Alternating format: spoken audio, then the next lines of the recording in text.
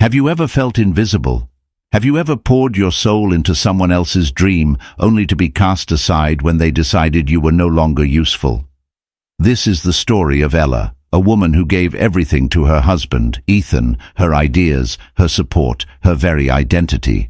He rewarded her by leaving her for a younger woman, laughing at her pain from his throne of success.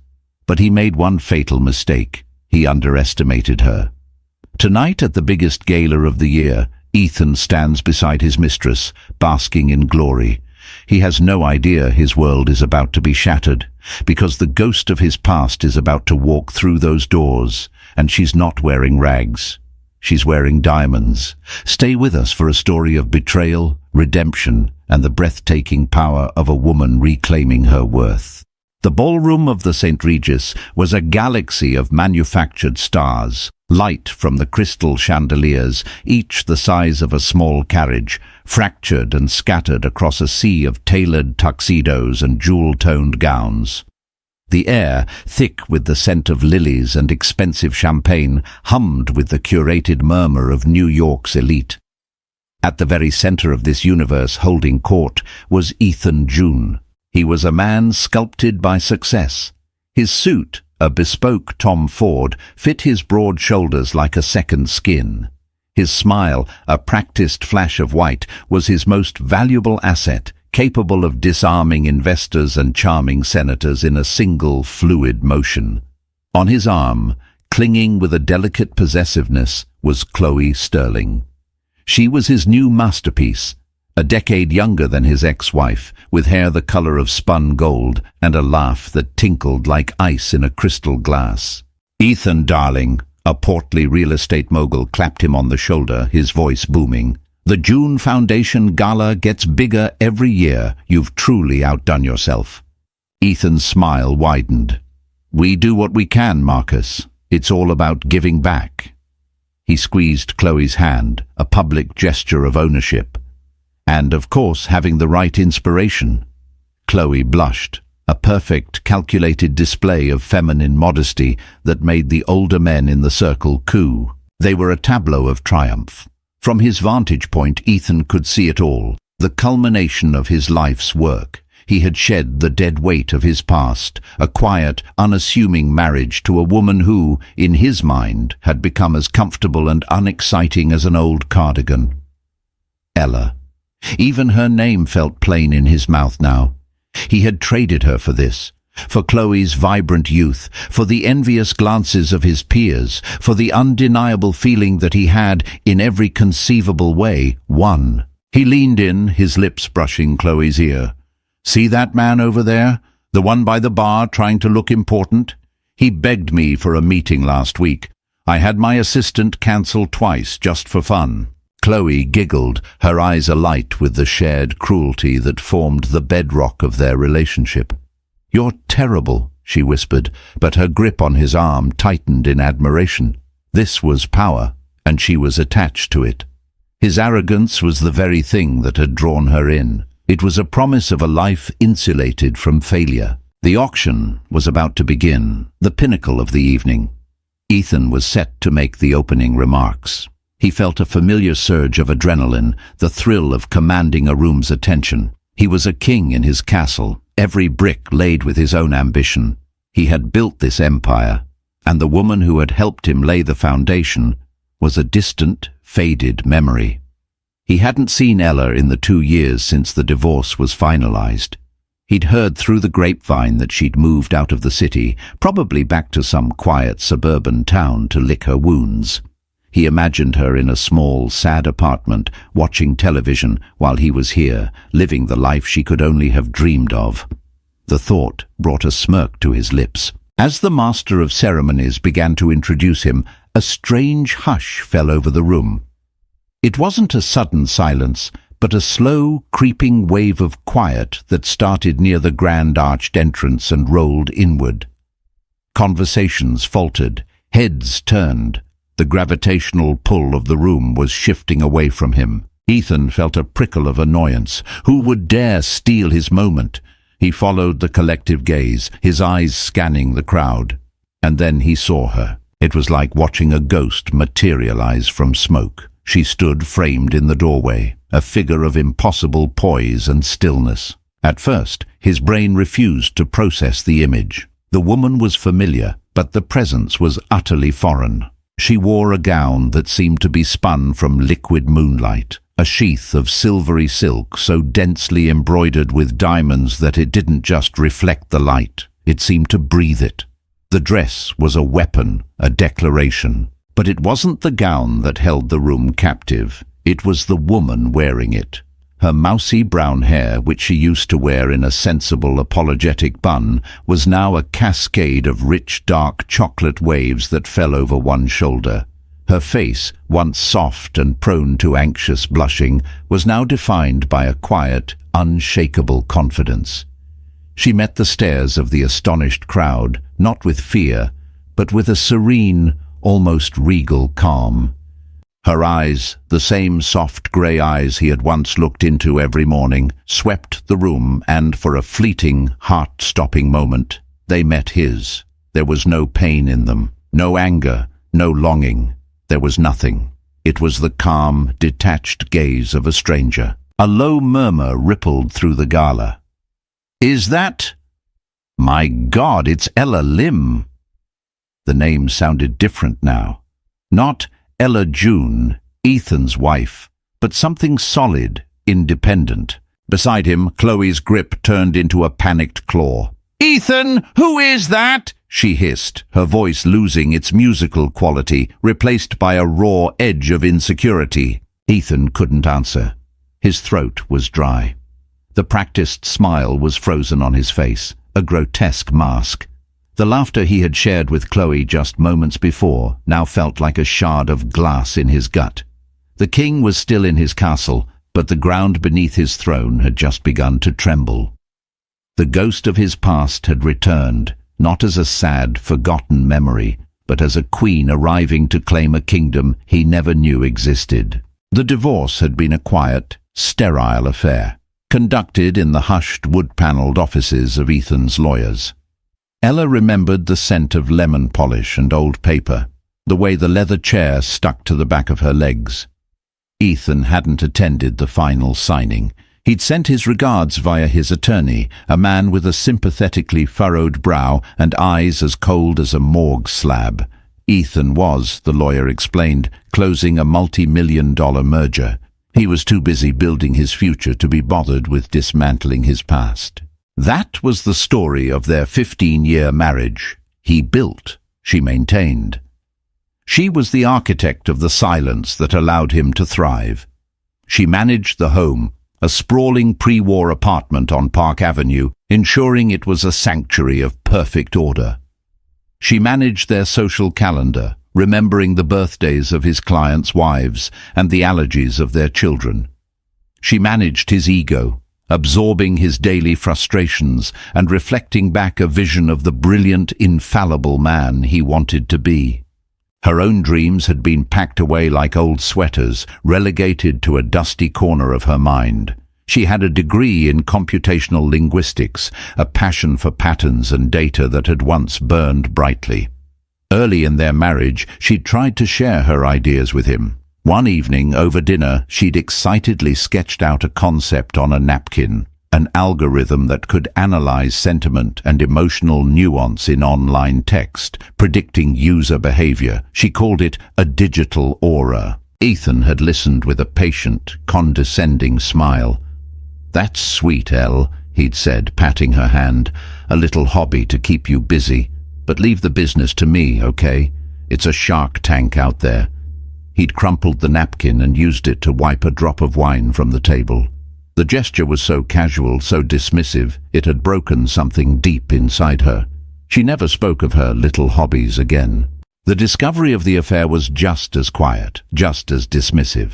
There was no dramatic confrontation, no tearful confession. There was only a credit card statement left carelessly on his desk. Monthly charges for a suite at the Mandarin Oriental, lingerie from La Perle, dinners for two at restaurants he'd claimed were impossible to get into. The name on the supplemental card was C. Sterling. When she confronted him, her hands trembling as she held the paper, he didn't even have the decency to look ashamed. He looked relieved. "Ella, let's be adults about this," he'd said, loosening his tie as if her grief were a minor inconvenience constricting his airway. "We've been growing apart for years. You've let yourself go. You have no ambition.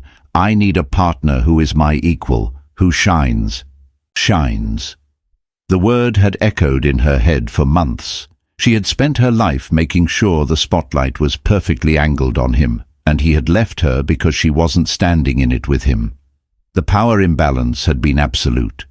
He was the sun. She was a forgotten planet, her orbit dictated entirely by his gravitational pull.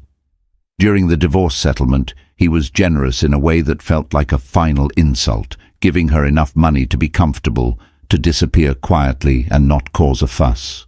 It was hush money for a life she had invested. She took the money and she disappeared. She sold the apartment filled with ghosts and moved to a small anonymous rental in Brooklyn. For the first 3 months, she did nothing. She slept. She cried.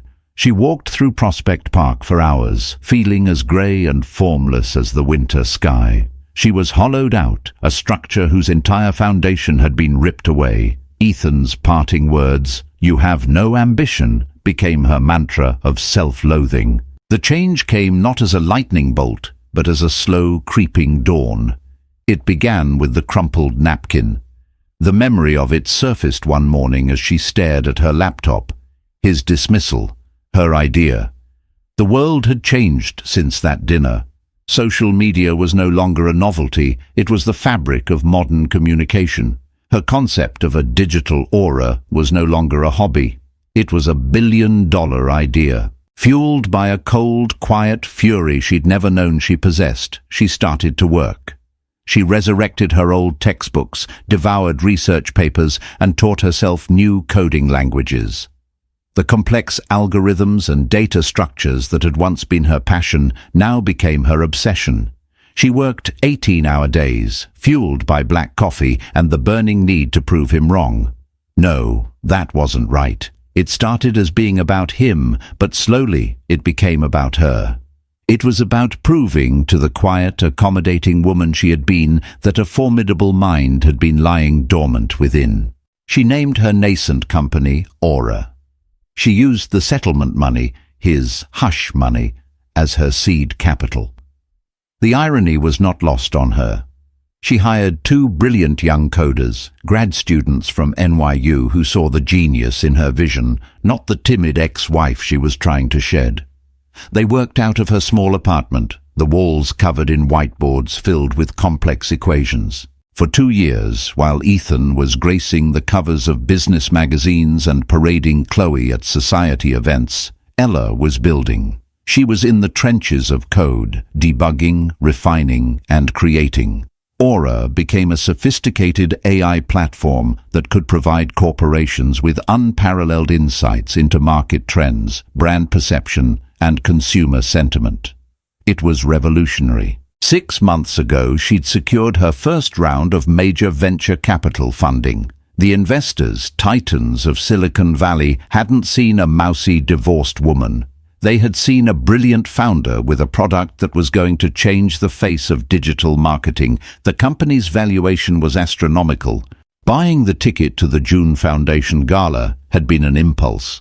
An invitation had been sent to Aura's corporate address, a standard solicitation for donations. Her first instinct was to throw it away. But then she'd looked at the invitation, at his smug, smiling face on the letterhead, and a new feeling had taken root. It wasn't about revenge, not exactly. It was about closing a circle. It was about showing him and the world he inhabited not what he had lost, but who he had failed to see. The diamond gown was her armor. She'd commissioned it from a young avant-garde designer. Each diamond, she'd told the designer, represented a tear she had shed. "I want to wear my pain," she'd said, "and I want it to be unbreakable." Standing in the doorway of the St. Regis, feeling the weight of the dress on her shoulders, Ella felt no pain. The tears had been forged under pressure into something hard, brilliant and beautiful. She was no longer the architect of his silence. She was the architect of her own resounding success. And she was about to make her introduction. The murmurs in the ballroom swelled from a trickle to a torrent. The name Ella Lim passed through the crowd like a current, each repetition gaining a new layer of speculation and awe. The women who had once pitied her for being so publicly discarded now looked at her with a mixture of envy and disbelief. The men who had barely registered her existence when she was Mrs. June now assessed her with a fresh, calculating interest. Power was the ultimate currency in this room, and Ella had just walked in drenched in it. Ethan remained frozen for a few seconds longer, a statue of disbelief. The world had tilted on its axis. The quiet, predictable woman he had divorced was gone, replaced by this radiant, formidable stranger. He felt Chloe's nails dig into his arm, a painful anchor to his present reality. "Ethan, I asked you a question." Chloe's voice was sharp, a far cry from her usual purr. "Who is she?" "She's my ex-wife," Ethan managed to say, the words tasting like ash. Chloe's perfectly made-up face contorted in a brief, ugly flash of jealousy. "That's Ella? But you said she was simple, plain." "She was," Ethan muttered, his eyes still fixed on Ella as she began to move. She didn't rush into the room. She glided, her diamond gown rippling around her like a silver flame. She nodded politely to a few stunned faces she recognized, her smile small and serene. She wasn't there to make a scene. Her very presence was the scene. A man Ethan despised, a venture capitalist named Arthur Finch, who had poached two of his best analysts last year, broke from the crowd and intercepted her. Arthur was a shark who could smell money from a mile away. "Ella Lim!" Arthur boomed, his voice oozing a charm Ethan knew was entirely fake. He took her hand and kissed it with a theatrical flourish. "An absolute vision. I've been following Aura's rise. What you've done is nothing short of miraculous. We must talk." Ella inclined her head gracefully. "Arthur, a pleasure. Perhaps we can schedule a time. My team will be in touch." Her team. The phrase hung in the air, a testament to her new status. She had a team. Ethan felt a muscle in his jaw twitch. He had a team too, but her words made his own setup feel suddenly antiquated. He knew he had to act to reclaim control of the narrative. Leaving Chloe standing, a furious and forgotten ornament, he started toward Ella, plastering his public relations smile onto his face. He would be magnanimous. He would be the bigger person, the gracious ex-husband proud of her little success. "Ella," he said, his voice a smooth, practiced baritone as he reached her. He used the old pet name deliberately, a subtle attempt to put her back in her old box. "You look... well, this is quite a surprise." Ella turned to face him. Up close, the transformation was even more striking. The faint, apologetic lines around her eyes were gone, replaced by a clear, direct gaze. She didn't flinch at the nickname, but she didn't warm to it either. "Ethan," she said, her tone perfectly neutral. It was the voice you would use for a distant business acquaintance. "It's been a long time." "It has," he said, forcing a chuckle. "And look at you. I've been hearing whispers about your company. Aura, is it? I'm impressed. I always knew you had a sharp mind." It was a lie, a blatant, desperate attempt to rewrite history, to claim some small part of her victory as his own. He expected her to be flattered, to perhaps even thank him for his long-ago encouragement. Instead, a small, knowing smile touched her lips. It was a devastatingly beautiful smile, and it held no warmth for him. "Did you, Ethan? I recall you had other words for it. A little hobby, I believe." His blood ran cold. She remembered. Of course she remembered. He had thought that napkin, that conversation, was a meaningless footnote. To her, it had been the inciting incident. Before he could formulate a response, Arthur Finch deftly stepped back between them, placing a proprietary hand on Ella's arm. "Ethan, good to see you. Now, Ella, about that talk. I'm not a patient man when it comes to genius. My fund would be very interested in leading your next round of financing. We could take Aura public within the year. The valuation would be staggering." The word staggering echoed in the small space around them. Ethan's own company, June Holdings, had seen its growth stagnate over the past year. His valuation was solid, respectable, but not staggering. Not anymore. He was last year's news. He watched, helpless, as Ella allowed Arthur to lead her away toward a quieter corner, the two of them instantly engrossed in a conversation that was clearly worth billions. She hadn't even bothered to properly dismiss him. She had simply moved on, her orbit no longer bound to his. Ethan turned and saw Chloe watching him, her arms crossed, her face a mask of fury and humiliation. The crowd was no longer looking at him with admiration. They were looking at him with a new, thrilling curiosity. He was no longer the man who had everything. He was now the man who had let Ella Lim go. The power had not just shifted, it had been a hostile takeover, and the opening bell had just rung. Ethan spent the next hour adrift in a party that was supposed to be his coronation. Now it felt like a wake. He moved through the gilded ballroom on autopilot, accepting handshakes and hollow compliments, his eyes constantly tracking the shimmering figure of his ex-wife. She was a magnet, drawing in the most powerful people in the room. CEOs, tech billionaires, even a junior senator from Connecticut. They all orbited her, their faces alight with the excitement of discovering something new and valuable. He saw Chloe holding court with a small sycophantic circle of her own, but her laughter was brittle, her eyes frequently darting towards Ella and then back to him, filled with a mixture of accusation and panic. Their perfect tableau had been shattered, and she didn't know how to piece it back together. Finally, Ethan couldn't take it anymore. He needed to confront Ella, to understand the how and the why of this seismic shift. He saw her slip out onto one of the stone balconies that overlooked the city, a flute of champagne in her hand. This was his chance. He found her leaning against the balustrade, the city lights of Manhattan spread out below her like a carpet of fallen stars. The cool night air was a relief after the stuffy heat of the ballroom. For a moment she looked like the old Ella, quiet, contemplative. But when she turned at the sound of his footsteps, the illusion vanished. The serene strength in her gaze was an impenetrable shield. "It's a beautiful view," she said, her voice calm.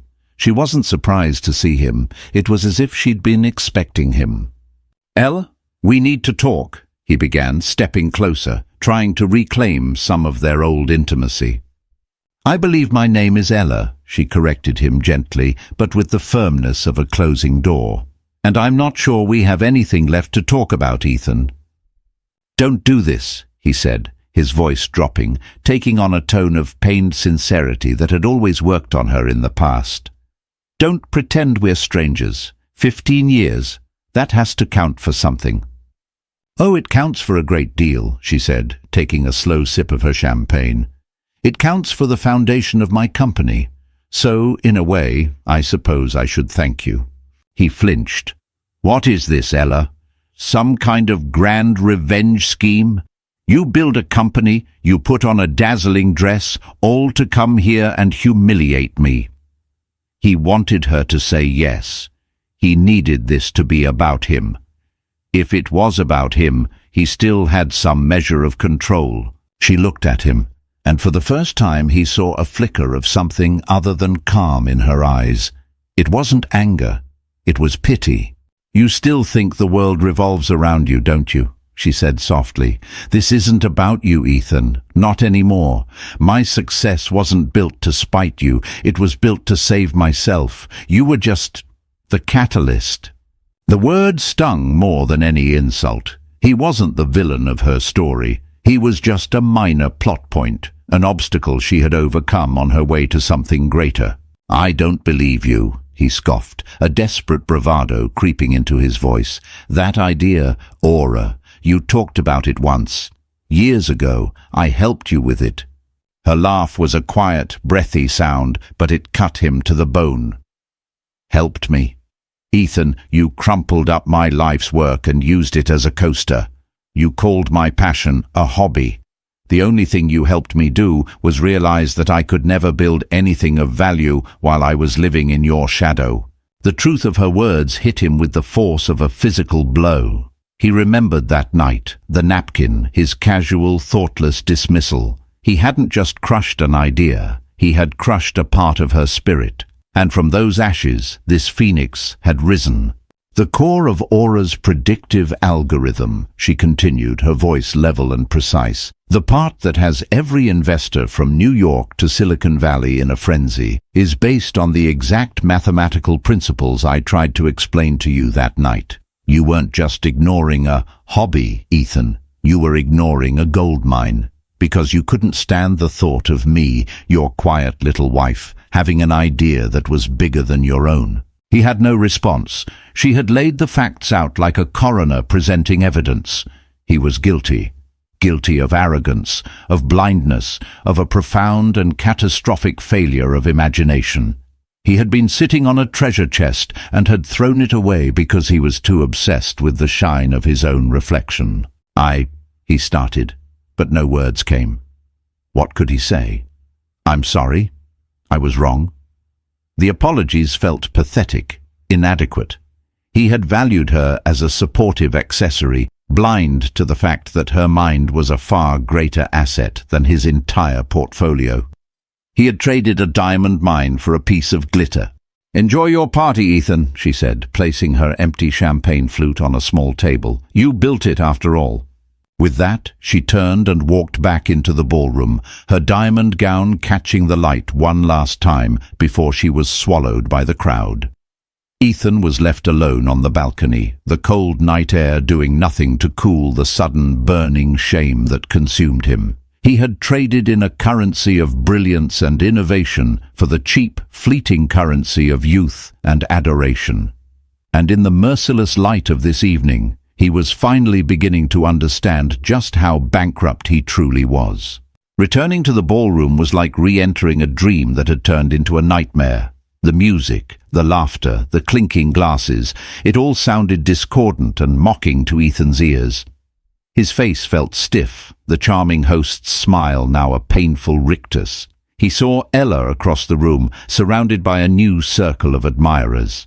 She wasn't looking for him. Her indifference was a statement more powerful than any declaration of war. He found his way back to Chloe, who was now standing with two other women, both wives of his board members. They were casting venomous glares in Ella's direction.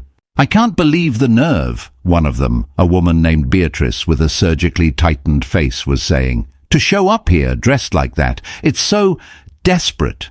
"She's clearly trying to make Ethan jealous," the other chimed in. "It's pathetic, really." Chloe nodded vigorously, but her eyes, when they met Ethan's, were wide with a desperate need for reassurance.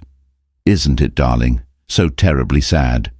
Normally, Ethan would have joined in, feeding on their scorn, reinforcing his decision to leave Ella, but tonight their words sounded hollow, foolish, desperate, pathetic. Ella was the least desperate person in the room. She held all the cards. He was the one floundering. "It's just a dress, Beatrice," Ethan snapped, his voice harsher than he intended. The women fell silent, shocked. He rarely broke his smooth facade. "Let's not be catty." He grabbed Chloe's arm, his grip tighter than necessary, and pulled her towards the bar. "I need a drink," he said, his voice a low growl. "What is wrong with you?" Chloe hissed once they were out of earshot. "You embarrassed me. Why are you defending her?" "I'm not defending her," he lied, signaling the bartender for a scotch. Neat. He downed half of it in one gulp. The burn, a welcome distraction. "I just don't want to give her the satisfaction of seeing us rattled." "Rattled?" Chloe's voice rose, bordering on shrill. "Ethan, the entire room is whispering about you, about us. They're saying you made the biggest mistake of your life. Arthur Finch just told my friend that Aura's IPO is projected to be the biggest of the next 5 years. He said its valuation will make June Holdings look like a corner store." The information landed like a punch to the gut. A corner store. His life's work, dismissed so easily. He looked at Chloe, really looked at her, for the first time since Ella had arrived. He saw the panic in her eyes, the frantic calculation. She wasn't worried about his feelings, she was worried about her investment. She had tethered her future to his star, and now a supernova had appeared next to it, threatening to bleach him out entirely. For the first time, he saw her not as his vibrant, adoring partner, but as a transaction. He had wanted someone who shined, and she did, but her light was entirely reflected, borrowed from his status and his wealth. Ella. Her light was generated from within, a brilliant, self-sustaining fusion of intellect and will. "It's just market speculation, Chloe," he said, his voice weary. "It means nothing." "It means everything," she insisted, her perfectly manicured hands clutching his arm. "You have to do something. Go back to her, charm her, remind her of what you had. People are saying—" She hesitated, biting her lip. "Saying what?" he demanded. "That she's the brains you left behind." There it was. The truth he had just been forced to confront on the balcony, now being whispered in every corner of his own party. The carefully constructed myth of Ethan June, the self-made titan, was crumbling. He had never been self-made. He had a silent, brilliant partner, and he had been too arrogant to see it. He pushed her hand off his arm. "Don't be ridiculous," he said, the denial tasting like poison. "My success is my own." But the conviction was gone. Doubt, a feeling he hadn't truly experienced in years, was now a cold poison seeping into his veins. He looked at the woman beside him, at her beautiful, anxious face, and felt nothing but irritation. Her presence was a constant reminder of the catastrophic trade he'd made. She was the symbol of his folly.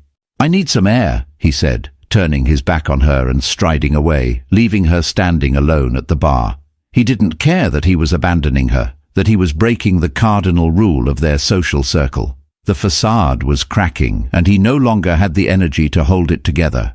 He was suffocating in a ballroom of his own design, haunted by the ghost of a woman who was more alive than anyone in the room. The centerpiece of the evening was the live charity auction, a carefully orchestrated performance designed to extract maximum donations from the city's wealthiest, while allowing them to engage in a bit of ego-driven theatre. Ethan always donated the first item and made the opening bid, a tradition that set a generous competitive tone for the rest of the night. This year, the marquee item was a $500,000 seed grant to fund a new mentorship program for young women in STEM, a cause chosen for its impeccable PR value. As Ethan took the stage, the room quieted, but the energy was different now. The deference was gone, replaced by a charged, almost predatory anticipation. He felt like a gladiator entering an arena where the crowd had already turned against him. He cleared his throat, the microphone amplifying the sound through the vast room. "Good evening, everyone," he began, his voice straining for its usual confident timbre. "Thank you all for supporting the June Foundation.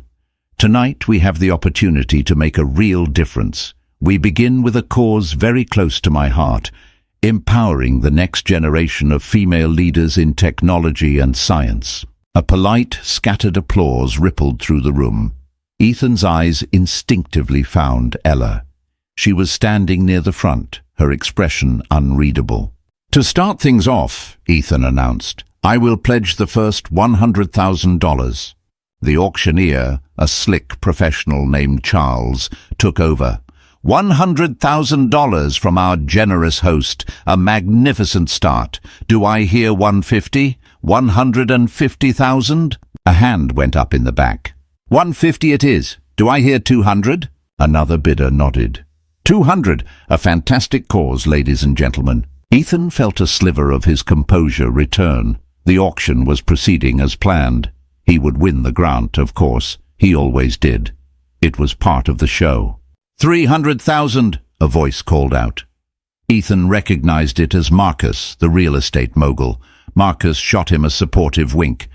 350, another voice. The bidding volleyed back and forth, quickly climbing. Charles, the auctioneer, was in his element, his voice a hypnotic cadence. $475,000 from Mr. Albright, a new high. Are we all in at 475? Going once, This was Ethan's cue to step back in and seal the deal with the final winning bid of $500,000. He raised his paddle. 500,000, Charles. A wave of appreciative applause broke out. It was a perfect, grand gesture. He had secured the grant, reaffirmed his generosity, and could now gracefully exit the stage. $500,000 from Mr. Ethan June, Charles boomed. What a hero for our cause. Are there any other bids? Going once? Going twice? A single manicured hand rose calmly from the front of the room. A diamond bracelet flashed under the stage lights. It was Ella. The room went dead silent. Even Charles, the consummate professional, faltered for a second. "I'm sorry, madam," he said, squinting into the lights. "Did you have a bid?" Ella's voice, clear and steady, carried through the silent ballroom without the need for a microphone. $1 million. A collective gasp swept the room. It wasn't a bid, it was an execution. She hadn't just raised the bid, she had doubled the entire value of the grant. It was an amount so far beyond the expected ceiling that it bordered on absurd. It was a display of financial firepower so overwhelming, so absolute, that it left no room for a counter. Ethan stood on the stage, paralyzed. His $500,000 bid, which seconds ago had seemed the height of generosity, now looked paltry, pathetic. She had humiliated him, not with anger or words, but with a quiet, devastating display of superior wealth. She could and would outspend him without a second thought. Charles recovered quickly, his eyes gleaming.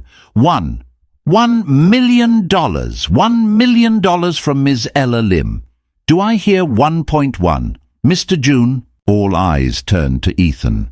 The silence was suffocating. He could feel hundreds of pairs of eyes on him, watching, waiting. He would have to leverage company assets to counter a bid that high on such short notice. It would be reckless, foolish, and for what? For his pride. He looked at Ella. Her face was calm, her gaze steady. This wasn't a competition to her. She was simply buying something she wanted. The outcome was already decided. He gave a tight, almost imperceptible shake of his head. "Sold!" Charles slammed his gavel down, the sound cracking through the tension like a gunshot. For $1 million to the brilliant and incredibly generous Ella Lim, CEO of Aura. The room erupted, not in polite applause, but in a roar of genuine shock and excitement. Ella simply gave a small, gracious nod as the spotlight found her. From the corner of his eye, Ethan saw a flash of movement. It was Chloe. Her face was pale, her mask of composure finally shattered. She looked at Ethan, her expression one of utter contempt, then turned and walked with clipped, furious steps towards the exit. She didn't look back. She was an astute investor, and she knew when to cut her losses. Ethan June stood alone on the stage of his own gala, under the hot lights, the sound of applause for another's triumph ringing in his ears. His mistress was gone. His reputation was in tatters, and his ex-wife was now accepting the adulation of his peers for her stunning act of philanthropy. The unraveling was complete. He was no longer the host. He was just a ghost at Ella Lim's feast. The rest of the gala was a blur of muted colors and indistinct sounds. Ethan moved through the thinning crowd like a sleepwalker, his mind a maelstrom of shame and disbelief. He endured the pitying looks, the hasty goodbyes from guests suddenly eager to leave. Each sympathetic pat on the shoulder felt like a blow. Arthur Finch walked past him, a shark's grin on his face, and simply said, "The future is female, June. Try to keep up." He didn't wait for the event to officially end. He fled his own party, slipping out a side door into the cool, damp night. A fine mist was falling, blurring the city lights into a watercolor painting of neon streaks. He stood on the pavement, the rain collecting on the shoulders of his expensive suit, with no destination in mind. His driver was waiting, but where would he go? Back to the empty penthouse that Chloe had already started redecorating. The silence there would be deafening. He walked aimlessly for what felt like hours. The rain grew heavier, plastering his hair to his scalp and soaking through his clothes, but he barely noticed the cold. He was numb. The evening had systematically dismantled every pillar of his identity. The successful tycoon, the desirable man, the master of his universe. All of it was a lie, an illusion he had carefully crafted, and tonight Ella had shattered it with a quiet, irrefutable truth. A desperate, primal need began to build in his chest. He needed to see her one more time. He needed to understand. Or maybe he just needed to make her see the wreckage she had caused. He found himself back in front of the St. Regis, hiding in the shadows of an alcove across the street, watching the last of the guests depart. He waited for nearly an hour, shivering in the downpour, until he saw her. Ella exited the hotel, shielded by a doorman's large black umbrella. A sleek black town car, a model far newer than his own, purred to a stop at the curb. This was his last chance. Fueled by a cocktail of scotch and desperation, he stumbled across the wet street, calling her name. "Ella!" She paused, her hand on the car door, and turned. Her expression in the dim streetlight wasn't alarmed, just weary. She had been expecting this too. "Ethan," she said, her voice even, "you're soaked. You should go home." "I can't," he said, his voice raw. He stood before her, a pathetic, dripping figure. The rain ran down his face, mingling with what might have been tears. "I can't go home. You did this, Ella. You destroyed me tonight." The accusation, so childish and self-pitying, hung in the wet air between them. He wanted her to react, to show anger, guilt, anything.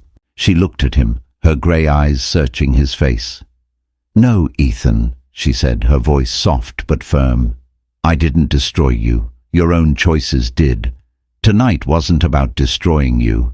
It was about showing myself that I was finally, truly free of you." "Free?" He choked out a laugh that sounded more like a sob. "So what now? You have your money, your company, your revenge. Are you happy?" "I have my work," she corrected him. "I have my purpose, and for the first time in a very long time, I have myself. Happiness is a part of that, yes, but it's a quiet, steady thing, not the loud, frantic performance you always chased." He reached out, grabbing her arm, his desperation making him reckless. "It doesn't have to be this way, Elle. I was a fool, an arrogant, blind fool. I see that now. I see you now. We can fix this. I'll leave Chloe. She's already gone. We can start again. Together. Think of what we could build, you and I, now that I understand." His plea was the ultimate act of narcissism. Even in his ruin, he believed he had something to offer her, that his belated recognition of her worth was a prize she should want. Gently but firmly, Ella removed his hand from her arm. Her touch was not angry, but final. "You still don't get it," she said, and the pity in her voice was the cruelest blow of all. "You think this was an audition to be Mrs. June again. You think your approval is something I still seek. Ethan, you don't see me. You just see a new, more valuable asset you foolishly discarded." She leaned in slightly, her voice dropping to a near whisper. "The life I am building has no place in it for you. Not because I hate you, but because you no longer fit. My future is not a continuation of our past. It's an entirely new design." She opened the car door. Before sliding in, she looked at him one last time, a man drowning in the rain and his own regret. "Goodbye, Ethan," she said. It wasn't a curse. It wasn't a taunt. It was a simple statement of fact. A closing of a book that had been finished for a long, long time.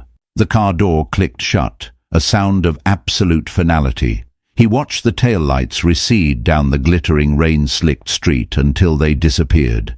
He was left alone, standing in the storm, finally understanding the true nature of his loss. He hadn't just lost a wife. He had lost an empire he never even knew he had.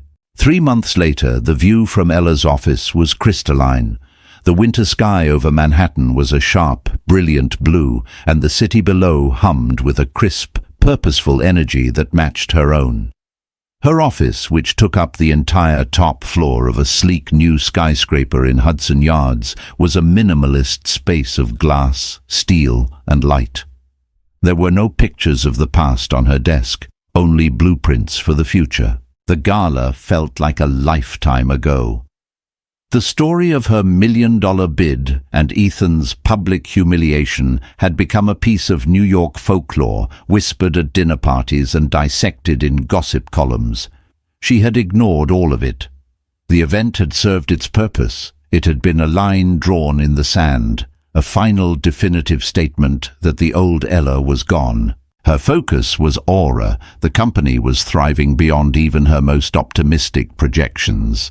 The IPO Arthur Finch had salivated over was on the horizon, and every day was a whirlwind of meetings, strategy sessions, and innovation. She loved it. She loved the challenge, the collaboration, the feeling of building something meaningful from nothing but an idea on a crumpled napkin.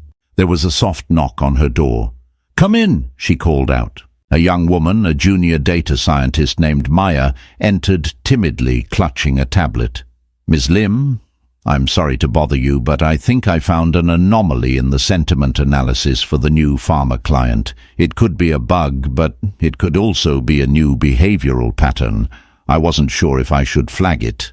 The old Ella would have apologized for taking up a superior's time. She would have doubted her own instincts.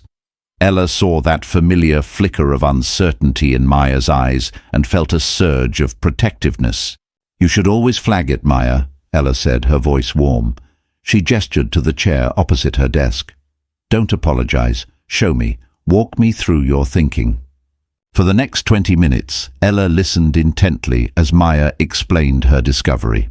The young woman's initial nervousness gave way to an excited passion as she detailed the subtle data points she had noticed.